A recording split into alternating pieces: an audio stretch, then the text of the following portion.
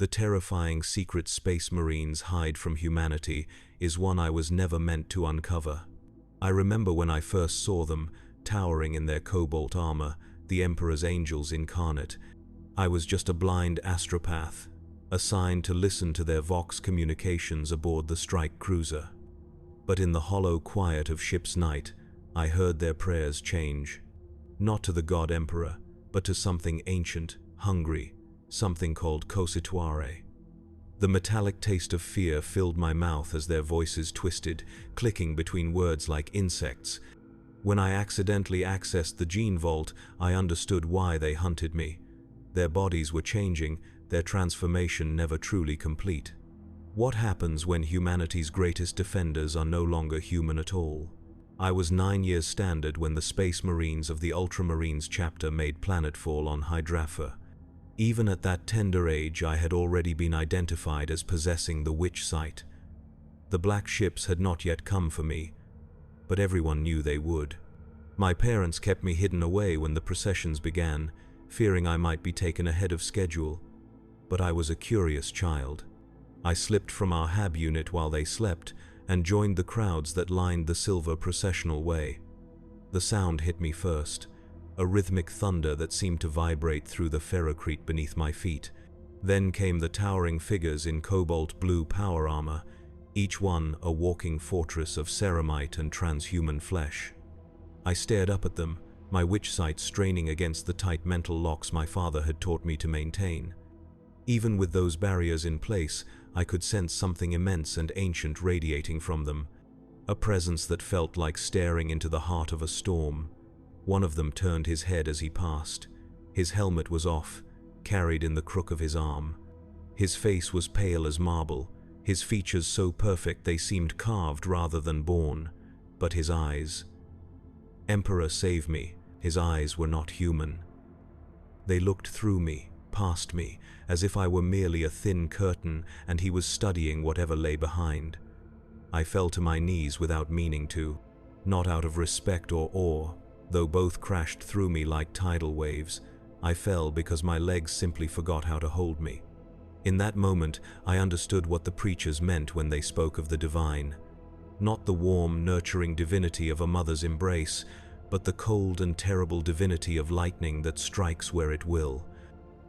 I never forgot that face. How could I? It was the face of an angel. The Emperor's angels, we call them. But angels are not men, and as I would learn many decades later aboard the strike cruiser Dominus Vindictus, sometimes angels fall. Sometimes they were never angels at all. My name is Tyron Lore. I am, or was, an Imperial astropath, sanctioned and bound to the God Emperor's service. This is my account of the nightmare I discovered while serving aboard the Dominus Vindictus, and why I now believe the Space Marines harbor secrets that would shatter the Imperium itself if ever brought to light. If you are hearing this, then my final transmission reached someone with both the courage to listen and the wisdom to act. The Inquisition will brand me heretic. The Adeptus Astartes will name me traitor. But before you judge, hear my testimony. Judge me then, if you still can. I was assigned to the Dominus Vindictus 143 days ago by Terran standard. It was considered an honor. Few astropaths are chosen to serve directly alongside the Adeptus Astartes, and fewer still among the vaunted Ultramarines. I had served with distinction in the Imperial Navy for 27 years. My record was spotless, my loyalty beyond question. When the request came from Captain Agemman himself, I accepted without hesitation. How could I refuse? They were the sons of Guilliman himself, the exemplars, the standard against which all other chapters were measured. The first 30 days passed without incident. I performed my duties as required, maintaining communications with other Imperial vessels and occasionally relaying messages to distant worlds when necessary. The Marines themselves rarely acknowledged me. This was not unexpected. To them, I was merely another tool, a specialized servitor of flesh rather than metal, but still, I served with pride. I was quartered in a small chamber adjacent to the ship's primary astropathic choir. Not that there was much of a choir to speak of. 2 other astropaths served aboard, but they were assigned to different shifts. We rarely crossed paths. My chamber was sparse by civilian standards, but luxurious compared to the cramped conditions of most Imperial Navy vessels. I had a cot, a desk, a small shrine to the Emperor, and a private washroom. I wanted for nothing, save perhaps conversation. The isolation was not unusual for one of my station. Astropaths are rarely welcomed into casual social circles. Our vacant eye sockets, marked with the scars of our soul binding to the Emperor, tend to unnerve normal humans. And the Astartes, well, they keep their own counsel. It was during the 47th night cycle that I first noticed something amiss. I was meditating in my chamber, allowing my mind to drift through the currents of the warp, when I caught a whisper, a fragment of communication not meant for me. Space Marines are resistant to psychic intrusion.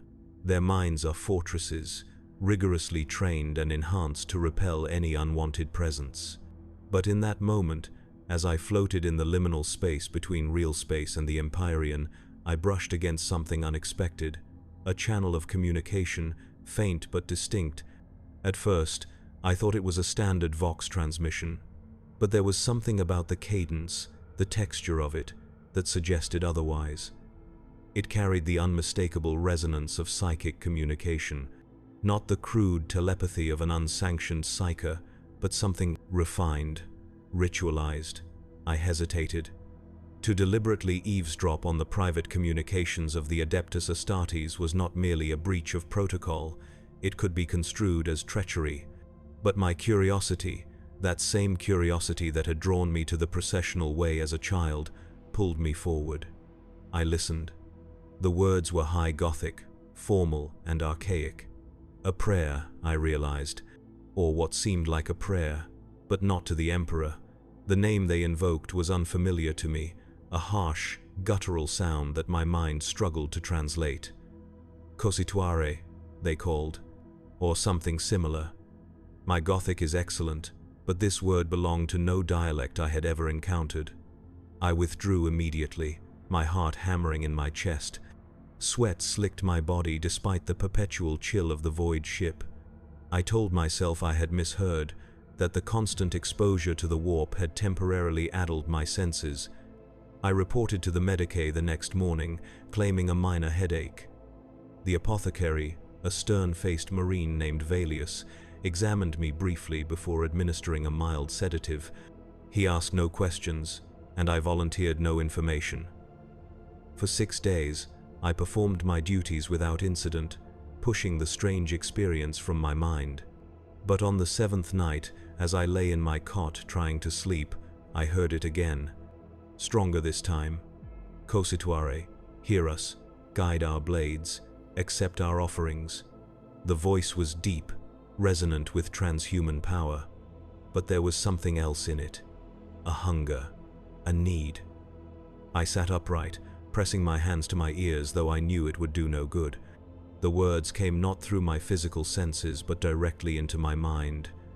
We bear your mark, we carry your seed. Soon the flesh will yield, and the truth will emerge. I should have reported it. Any hint of heresy among the Adeptus Astartes should be immediately flagged for inquisitorial investigation. But who would believe me? A single astropath, claiming one of the most renowned chapters in Imperial history, was engaging in forbidden rituals? I would be executed for slander at best, branded a heretic myself at worst.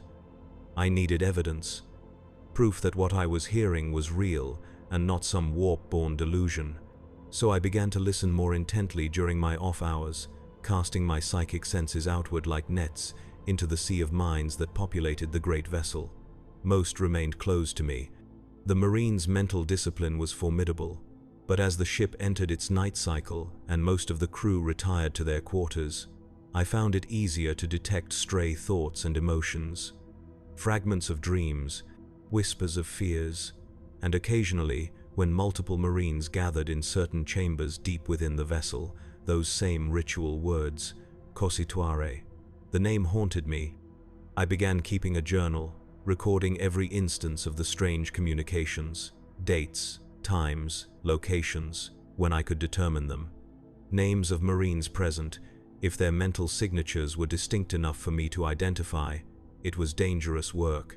If discovered, the journal alone would be enough to condemn me, but I felt compelled to continue, driven by a need to understand what was happening aboard the ship I had once been honored to serve upon.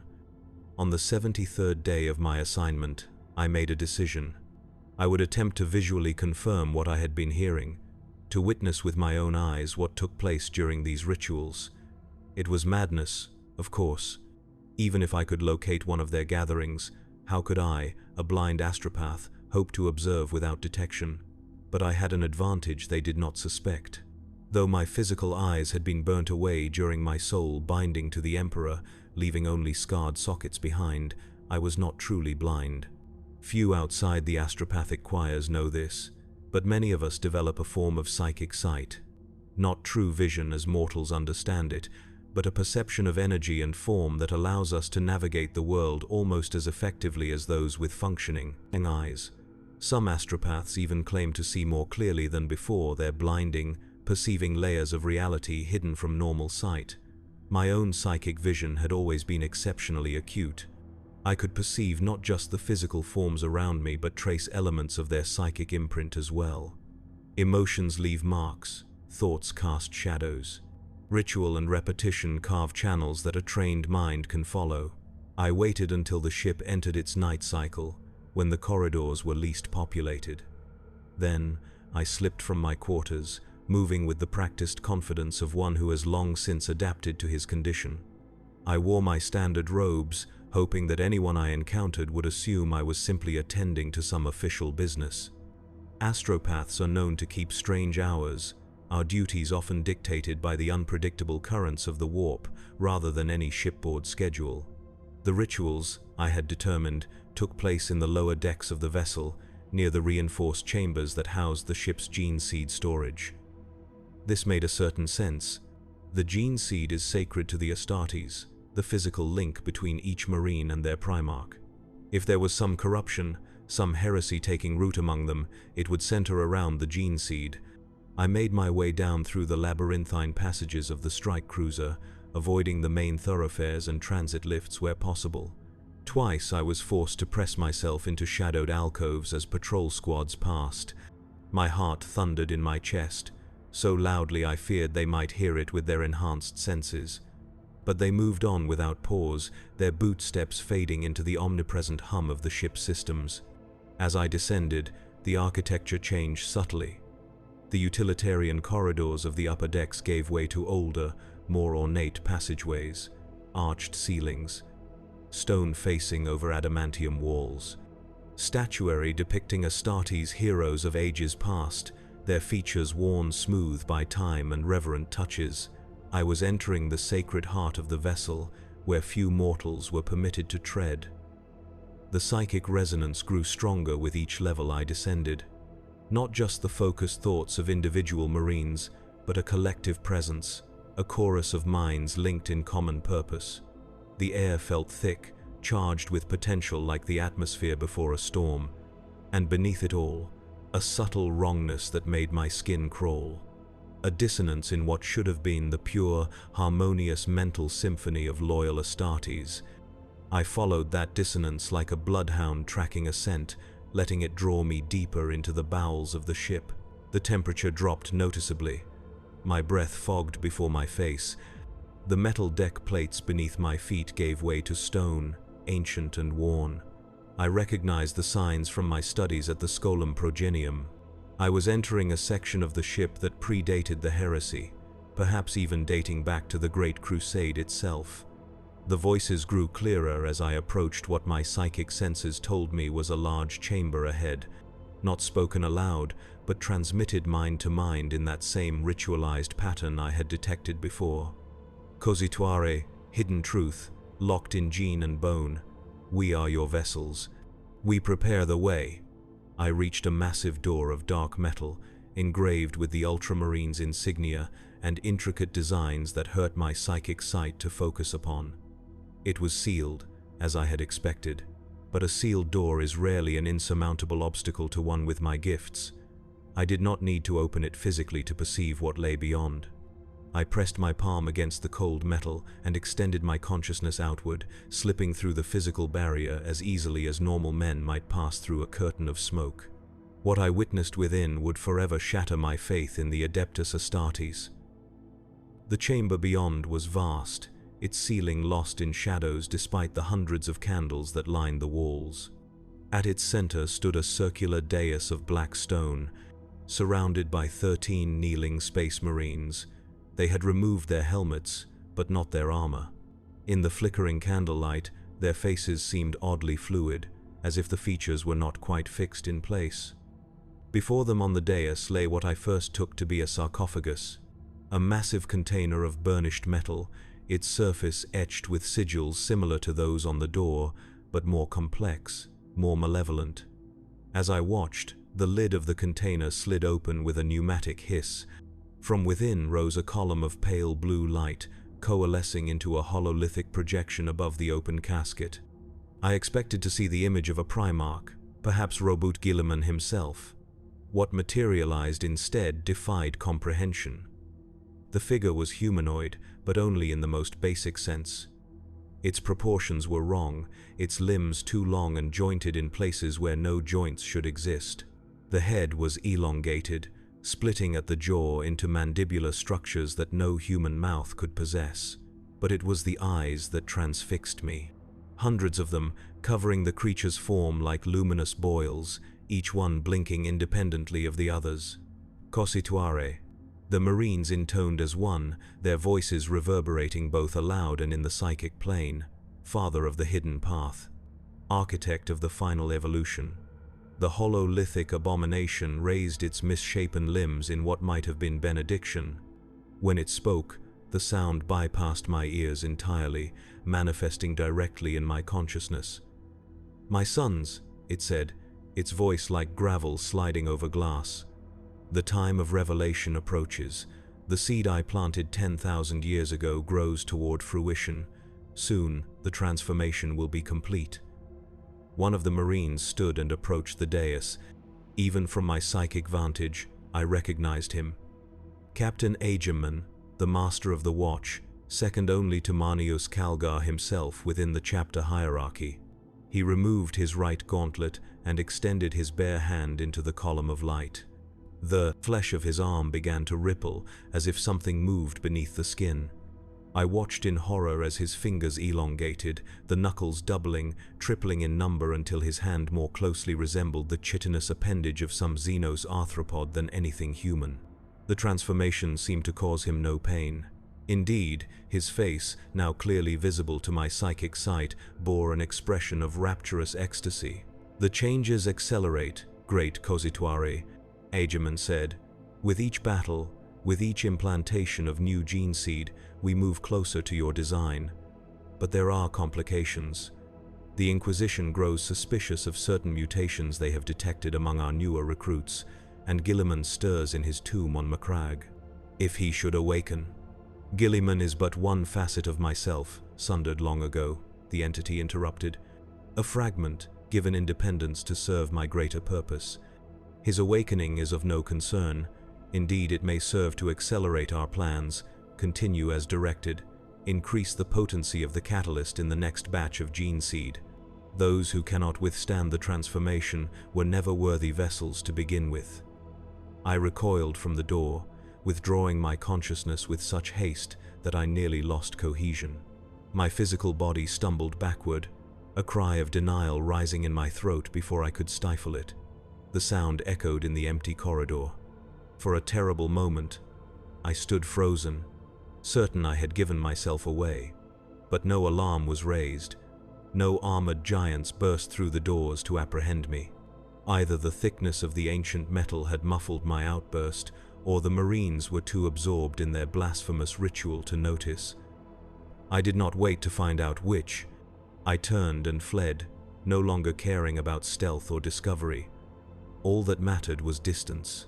I needed to get away, to process what I had seen, to determine what action I could possibly take against such heresy. As I ran, my mind reeled with implications. The Ultramarines, paragons of imperial virtue, were compromised, not merely turning from the Emperor's light, but apparently engaged in a conspiracy dating back to the founding of their chapter, perhaps even to the creation of the Primarchs themselves. And if one of the first founding chapters could harbor such secrets, what of the others? How deep did this corruption run?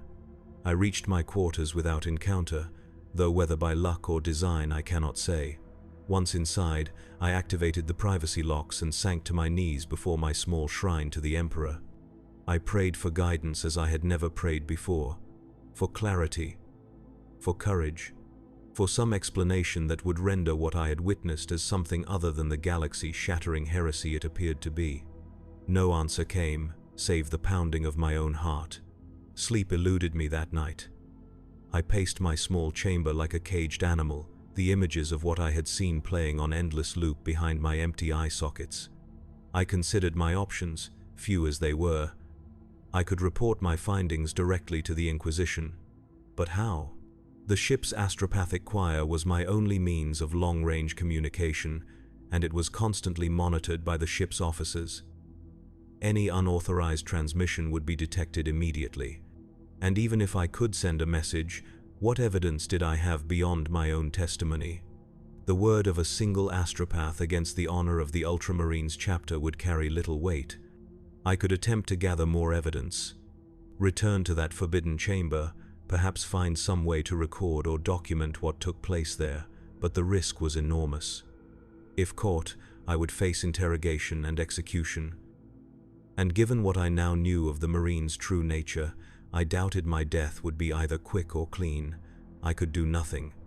Return to my duties, pretend I had seen nothing, heard nothing, perhaps request a transfer at the next opportunity, citing health concerns or some other plausible excuse. But even as the thought formed, I dismissed it. Whatever was happening aboard the Dominus Vindictus, whatever heresy the Ultramarines were engaged in, it represented a threat to the Imperium itself, to humanity. I could not in good conscience remain silent.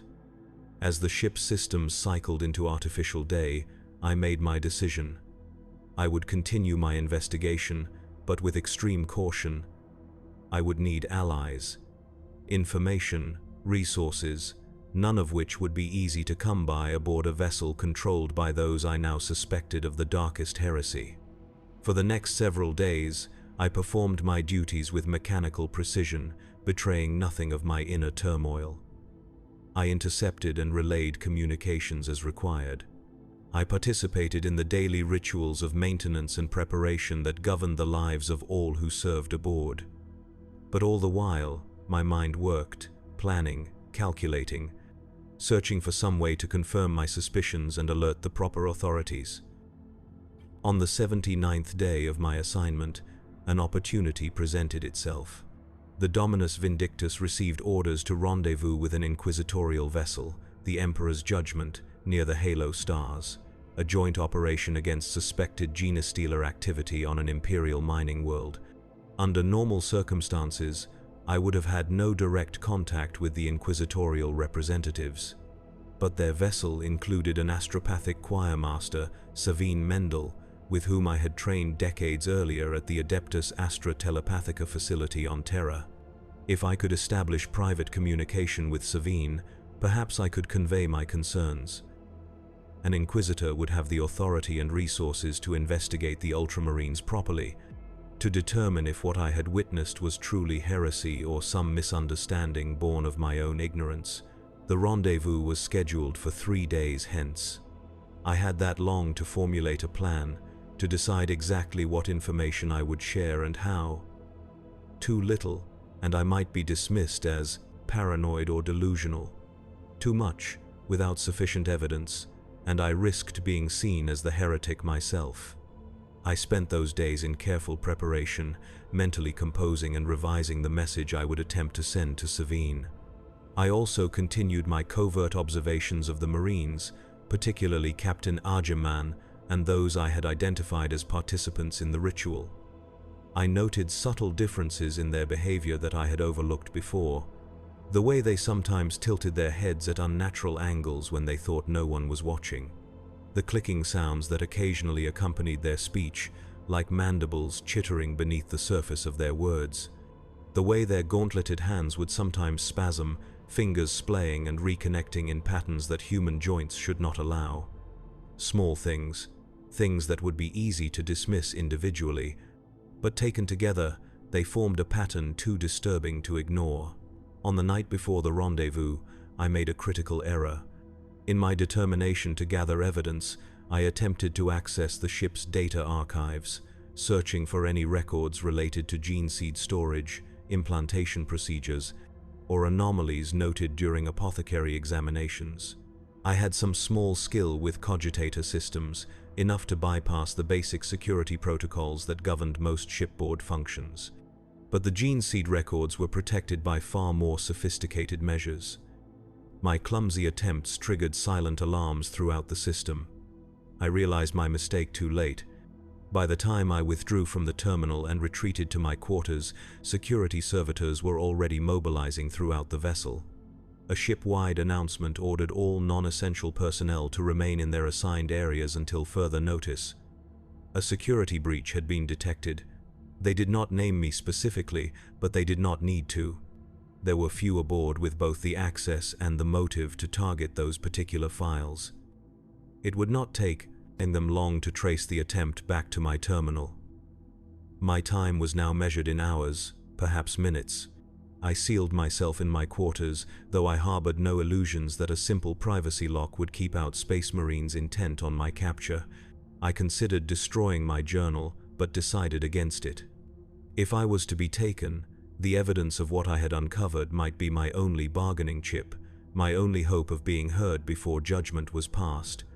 Instead, I prepared a message, not the careful, measured communication I had planned to share with Savine, but a desperate, urgent warning. I encoded it using ciphers known only to senior astropaths, embedding it within what would appear to be standard background noise in the warp. If the Emperor was merciful, it would reach someone with the authority and courage to act upon it. I had just completed the transmission when the door to my quarters exploded inward with a deafening crash. The psychic shockwave of rage that accompanied the intrusion nearly knocked me unconscious. I staggered back against the far wall as three massive forms filled the doorway. Space Marines in full battle plate, bolters raised and aimed at my chest. Their helmets concealed their features, but I did not need to see their faces to recognize the hatred radiating from them.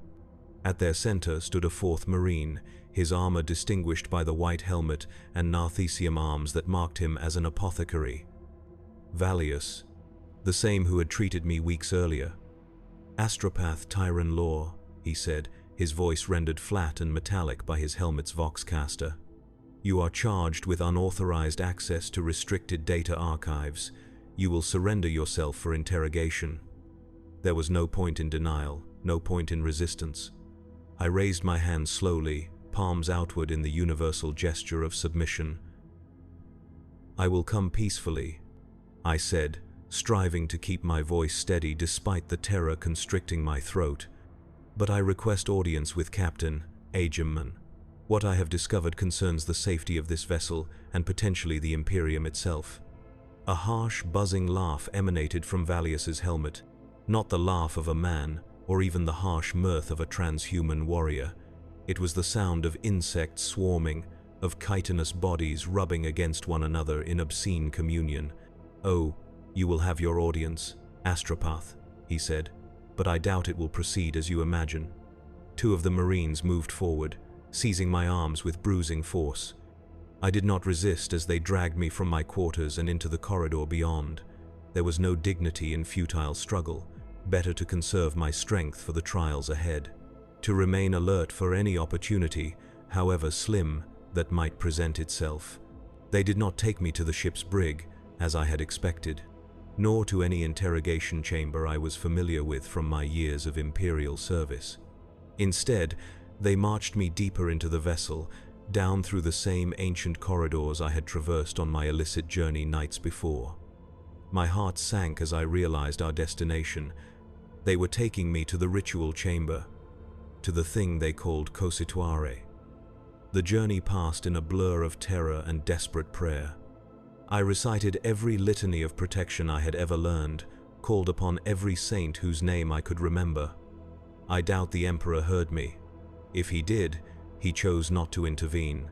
Perhaps he too had abandoned this vessel and its corrupted guardians. We reached the massive engraved doors I had encountered before. This time, they swung open at our approach, revealing the vast chamber beyond. It was as I had perceived it with my psychic sight, but somehow more terrible when experienced directly. The air was thick with incense and another odor, sweet and putrescent, like rotting fruit. The hundreds of candles still lined the walls, but now I could see that they were not made of wax. The material was translucent, yellowish, chitinous. The circular dais still dominated the center of the room. The sarcophagus-like container still rested upon it, but the container was open, and no hololithic projection rose from within. Instead, a figure stood before it, massive even by the standards of the Adeptus Astartes. Captain Agerman turned as we entered, and I could not suppress a cry of horror. His face, once noble and stern in the tradition of all Ultramarines officers, had changed. His jaw had split along a vertical seam, revealing rows of needle-like teeth extending deep into a throat that pulsed with unnatural musculature. His eyes, once a piercing blue, had multiplied, smaller secondary and tertiary orbs clustering around the primary pair like satellites. They blinked independently of one another, focusing and unfocusing as they tracked our approach. "Astropath," he said, his voice still recognizably human despite the inhuman configuration of his mouth.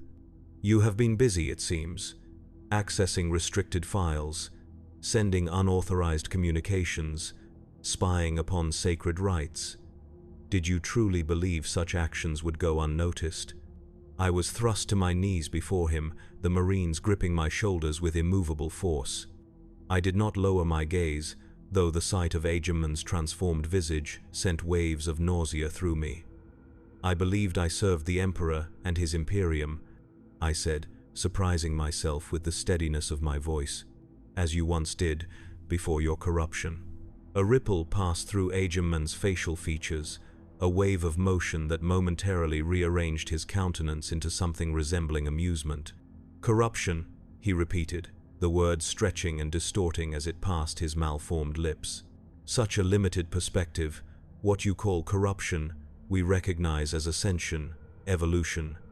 The fulfillment of a design set in motion 10,000 years ago, when the Emperor created the Primarchs not as generals for his armies, but as vessels for a power greater than himself." He gestured toward the open sarcophagus. "Cossituare was ancient when the Emperor was young. A being of the warp, yes, but not a crude entity like the four that now dominate that realm. Cossituare is subtlety, patience, the slow and inexorable power of change working through generations. The Emperor did not defeat him, as your imperial history records. He made a pact with him, trading 20 sons as the seeds from which a new order would eventually grow." I shook my head, rejecting the blasphemy even as a terrible suspicion grew in my mind. The Primarchs, engineered by the Emperor, but scattered by unknown forces before his plans could come to fruition. The differences between the Space Marine chapters that extended beyond mere doctrine or tradition, the periodic instabilities in gene seed that required constant monitoring and culling.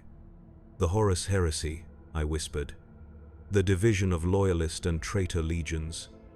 Agerman laughed again, that same chittering inhuman sound I had heard from Valius. "A setback, nothing more. Cossituare's design unfolds across millennia, not mere centuries. Some vessels proved unstable, embracing change too rapidly and surrendering to mutation and madness. Others, like the Sons of Guilliman, were designed for a slower transformation, more controlled, more insidious." He leaned closer, his distorted features filling my field of perception. The smell that emanated from him was not the clean antiseptic scent I associated with Space Marines. It was musky, organic, the odor of a creature molting, shedding one form to reveal another beneath. "We are his true sons," Agerman hissed, "not the degenerate followers of the ruinous powers who squandered their potential on petty godhood and self-indulgence, nor the stagnant lapdogs who blindly follow a corpse they call Emperor. We are the bridge between humanity's past and its ultimate future." I wanted to deny his words, to reject them as the ravings of a heretic, a traitor who had turned from the Emperor's light. But I had spent too many years in the imperial bureaucracy, seen too many inconsistencies in the official histories, to dismiss his claims entirely. The Imperium was built on secrets, on lies deemed necessary to maintain order among the teeming billions who inhabited its worlds. What if this was merely one more terrible truth, hidden from all but the highest echelons of power? No, I could not allow such doubt to take root. Whatever Aegeman and his corrupted brothers believed, whatever pact they imagined had been made in the distant past, their actions represented a clear and present danger to humanity, to the Imperium I had sworn to serve. "You are deluded," I said, "corrupted by Xenos influence or warp exposure. The Emperor created the Primarchs as his generals, his sons, not as vessels for some ancient abomination." Aegeman straightened, his multiple eyes blinking in complex patterns. "Your opinion is irrelevant, astropath, as is your fate. But before you join the others who have discovered our truth over the centuries, you will serve one final purpose." He gestured to Valius, who stepped forward, the mechanical arms of his narthecium extending with surgical precision. "The apothecary has developed a method of extracting and preserving the memories of psychic individuals. Your knowledge, your experiences, even this conversation, will be catalogued and studied. We must understand how you penetrated our mental defenses, how you perceived our rituals despite the wards in place. Such weaknesses cannot be allowed to persist as we approach the final phase of our transformation." Valius moved behind me, his armored gauntlets gripping my head with bruising force, turning it to expose the neural implants at the base of my skull. All astropaths receive such implants during their training, interfaces that help us control and direct our abilities. Now, it seemed, those same implants would be used to violate my mind in ways their creators never intended. I felt the cold touch of metal against my flesh as the narthecium connected to my neural ports. A sharp pain lanced through my skull, followed by a creeping numbness that spread downward through my body, paralyzing my limbs even as it left my consciousness intact. "Begin the extraction," Aegeman ordered. The pain was beyond description, beyond endurance. It was as if every memory, every thought, every fragment of identity was being pulled physically from my brain, one nerve ending at a time. I screamed until my voice gave out, then continued screaming inside my mind, unable to express the agony in any physical way as my body remained locked in artificial paralysis. Through it all, I remained horribly conscious, aware of Valius standing behind me, of the machines humming as they recorded and stored the contents of my mind, of Aegeman watching with his multiplicity of eyes, his split jaw working in that same chitinous clicking that now featured prominently in my nightmares. I do not know how long the procedure lasted. Time loses all meaning when every moment is an eternity of suffering. But eventually, the pain receded, replaced by a hollow emptiness, a sense of loss so profound it transcended physical sensation. Parts of me were gone, excised, stored in whatever barbaric devices the corrupted apothecary had attached to my neural implants. "The extraction is complete, Captain," Valius reported, his voice seeming to reach me from across a vast distance. "Primary memory centers have been copied and wiped. Personality matrix has been preserved for further study. Motor functions remain intact but uncontrolled." Aegeman leaned over me, his distorted features swimming in and out of focus as my vision wavered. "Can you hear me, astropath? Can you understand what has happened to you? You still exist, after a fashion. But the person you were, the identity you clung to, has been removed. Your body remains useful, however. A vessel, much like we are vessels, though of a far inferior design." I tried to respond, to curse him with what little defiance remained in me, but my lips would not move. My tongue lay inert in my mouth. I could still breathe, still blink, still perceive the world around me. But I could not interact with it. I had become a passenger in my own flesh. "Take him to the conversion chamber," Aegeman ordered, His psychic abilities make him valuable stock for the next phase of breeding. We waste nothing. Breeding. The word echoed through the hollow cavern that had once contained my identity. Breeding what? For what purpose? But no answers came as the Marines lifted my unresponsive body and carried me from the ritual chamber. The corridors passed in a disjointed blur. My perception fragmented, shards of awareness coming and going like Vox signals breaking up in a warp storm. I glimpsed other chambers branching off from the main passageways. Laboratories filled with bubbling vats of fluid in which half-formed shapes pulsed and writhed. Holding cells containing figures that might once have been human, their bodies twisted into configurations that denied classification as either man or Xenos. And everywhere, the symbol I had seen engraved upon the ritual chamber doors, that intricate sigil that hurt my psychic sight to focus upon. Now I understood why. It was not merely a decorative pattern or even some heretical rune. It was a visual representation of genetic code. The blueprint for the transformation these corrupted Astartes were undergoing. They brought me to a smaller chamber deep within the ship's bowels. Unlike the ornate ritual space, this room was clinically sterile.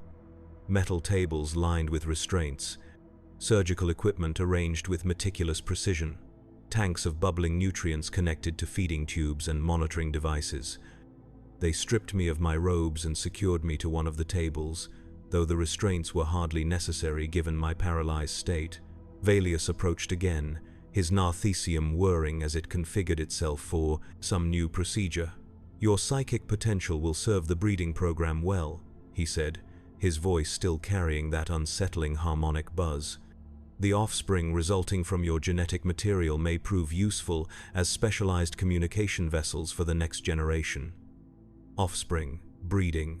The words conjured images too horrific to contemplate. What manner of abominations were these fallen Astartes creating in the depths of their strike cruiser? And to what end? Valius must have read the question in my eyes, the only part of me still capable of expression. He leaned closer, his helmet now removed to reveal a face even more distorted than Aegiman's. Where the captain's transformation seemed still in progress, the apothecary's was much further advanced. His head had elongated into an ovoid shape, the cranium bulging to accommodate a brain clearly larger than any human's should be. His lower jaw had fully separated into mandibular appendages that clicked and scraped against one another as he spoke. "You wonder about our purpose," he said, "why we pursue this path of transformation. What ultimate goal drives us to embrace what you perceive as corruption?" One of his narthecium arms extended, a needle-like appendage hovering near my immobile face. I could tell you. I could explain the grand design that was set in motion before the birth of the Imperium itself. I could describe the glory that awaits those with the courage to evolve beyond the limitations the Emperor sought to impose upon mankind. But such concepts require context you no longer possess, with so much of your identity excised. The needle descended, puncturing the flesh of my neck. A cold sensation spread from the injection site, a wave of chemical detachment that further distanced me from my body and its fate. Instead, you will experience the truth directly. Your flesh will be repurposed, your genetic material harvested and combined with specific markers from our own modified gene seed. Resulting hybrids may lack the full potential of true Astartes, but they will serve admirably in specialized roles. Communication, navigation, perhaps even infiltration of other Imperial organizations. As the drugs took hold, my consciousness began to drift, untethered from the physical form that had housed it for decades. I floated above the surgical table, a disembodied observer as Valius and his assistants began their grisly work. Incisions were made, samples taken. My body, still technically alive but now little more than organic raw material, was systematically violated in the name of their twisted evolution. And yet, some spark of self remained. Some core of identity that even their memory extraction technology had failed to excise. Perhaps it was my connection to the Emperor, forged during the soul-binding ritual that had claimed my physical eyes but granted me far greater sight. Perhaps it was simply the stubborn resilience of the human spirit, refusing to be extinguished even when all else was lost. Whatever the cause, I clung to that spark as my awareness continued to drift. Away from the conversion chamber, away from my desecrated flesh, through the bulkheads and decks of the Dominus Vindictus, pulled by a current I could neither see nor resist, I found myself in the astropathic choir chamber, the place where I had performed my duties for months before discovering the terrible truth about my masters. It was empty now, the other astropaths presumably confined to quarters during the security alert my actions had triggered. But the choir chamber was never truly empty. The specialized equipment within, designed to amplify and focus psychic energies for transmission through the warp, hummed with latent power. And there, at the center of the chamber, glowed the spectral outline of the ship's astropathic matrix, the artificial construct that coordinated and enhanced our abilities. I had worked with the matrix daily during my service aboard, had learned its patterns, its frequencies, its unique resonance. Now, divorced from physical form, I recognized it as more than mere technology. It was a nexus, a junction point between real space and the Imperium. A gateway. With nothing left to lose, I cast myself toward that glowing nexus. My consciousness, fragmented and incomplete but driven by desperate purpose, merged with the matrix. The sensation defied description. It was not pain, though it shared pain's intensity. It was not pleasure, though it carried pleasure's release. It was transformation, transcendence. I ceased to be Tyran Law, astropath of the Imperium, and became something else, something both more and less than human. I became the message. The matrix, designed to transmit the focused thoughts of trained astropaths across the void, now transmitted the totality of what remained of my being. My experiences, my discoveries, my warnings, all compressed into a single coherent signal and hurled into the warp with the full power of the Dominus Vindictus's astropathic array behind it. I felt myself stretch and distort as the warp currents caught me, tearing what remained of my consciousness into scattered fragments. But each fragment carried the same urgent warning.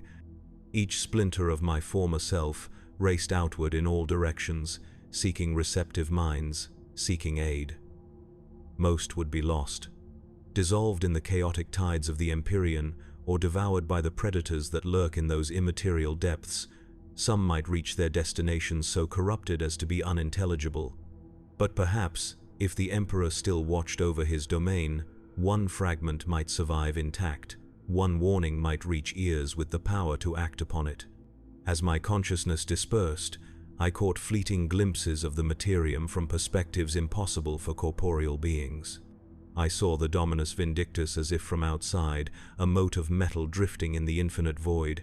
I saw other ships, other worlds, flashing past with impossible speed as fragments of myself hurtled toward them through the warp.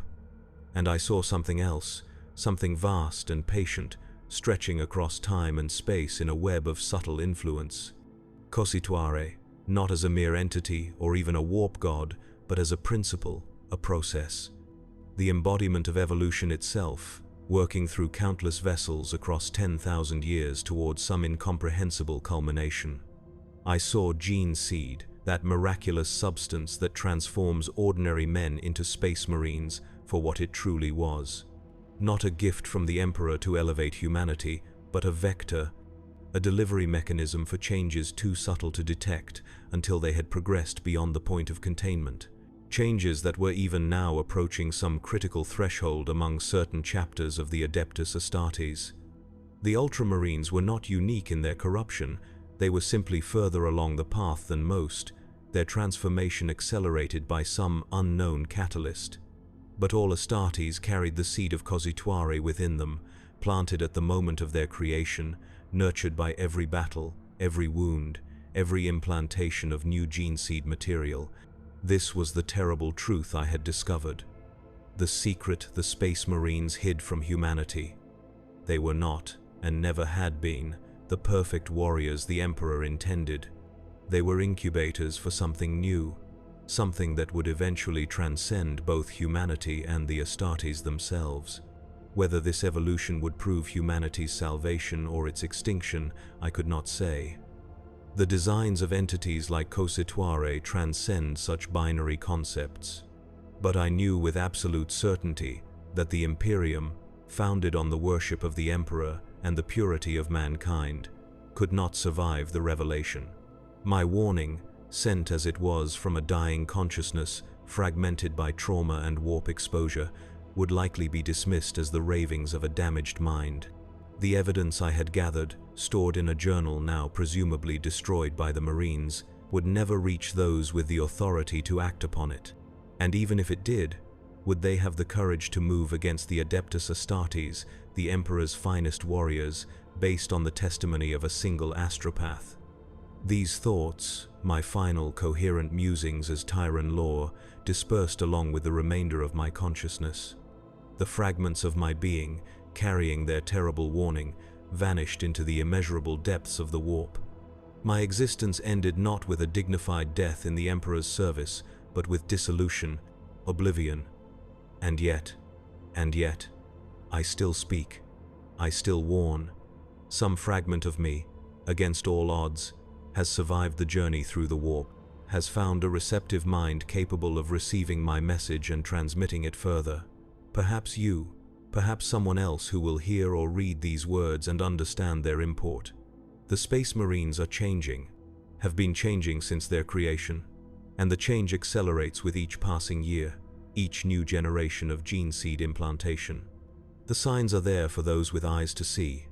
Mutations dismissed as aberrations, physical quirks attributed to specific chapter heritage, behavioral patterns rationalized as combat doctrine or tradition.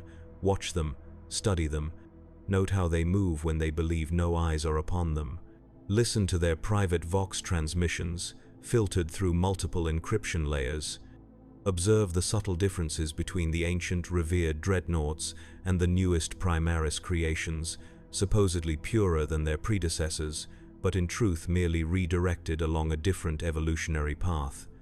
They are not as they appear, not as imperial myth portrays them. The angels have fallen, though they do not know it themselves. And in their fall, they may drag humanity with them into an abyss of transformation from which there can be no return. I am Tyran Lore. I was an astropath. I served the Emperor faithfully. I discovered a truth too terrible to contain. And now I am gone, my physical form repurposed by those I once revered, my consciousness scattered across the void. All that remains is this message, this warning.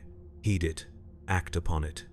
Before the transformation is complete, before the final phase of Cosituare's grand design comes to fruition, before the Space Marines cease to be humanity's protectors and become the architects of its extinction, Emperor, protect us all. For I fear even he may not have foreseen the true nature of the weapons he created to safeguard mankind. The Astartes were meant to be humanity's shield, but shields can be turned against those they were forged to protect, and weapons can find their own purpose, independent of their creator's intent. The transmission ends here. I have expended the last of my coherence, the final fragments of identity that survived my dissolution in the warp. Whether my warning reaches those with the will to act upon it, I cannot know. Whether humanity can survive the revelation of its defender's true nature, I cannot predict. I go now into whatever awaits those whose existence ends not in death but in dispersal. Perhaps the Emperor will gather the scattered fragments of my consciousness and grant me the peace I could not find in life.